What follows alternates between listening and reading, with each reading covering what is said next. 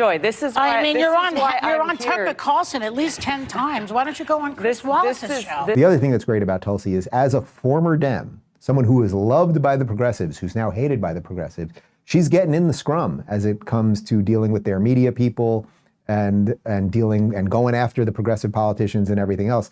Here she is calling out the ladies of The View right to their faces.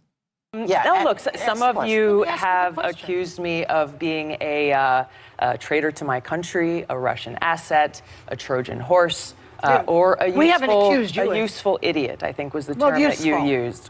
Which basically means that I'm naive or lack intelligence to know what's going on. They use that.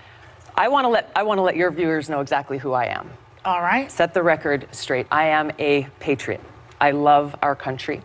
I am a strong and intelligent woman of color, and I have dedicated almost my entire adult life to protecting the safety, security, and the freedom of all Americans in this country. It was the attacks on 9/11.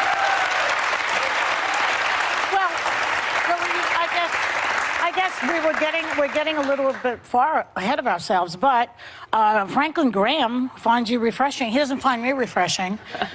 Richard Spencer, the white nationalist leader, says he could vote for you. Joy, this is why. I mean, you're on here. Tucker Carlson at least 10 times. Why don't you go on Chris Wallace's show? This is why I'm here, because you and other people continue to spread these innuendos that have nothing to do with who I am. Well, Hillary Clinton started it, and then you shot back at her, boy. You called her the queen of warmongers. You doubled down, unfortunately, you doubled down on the baseless accusations that she made that strikes at the core of who I am. I'm a soldier. Because of the attacks on 9/11, I enlisted in the military to go after and defeat and destroy the evil that visited us on that day. I've served now for over 16 years, deployed twice to the Middle East during the height of the war, where every single day I saw firsthand the terribly high human cost.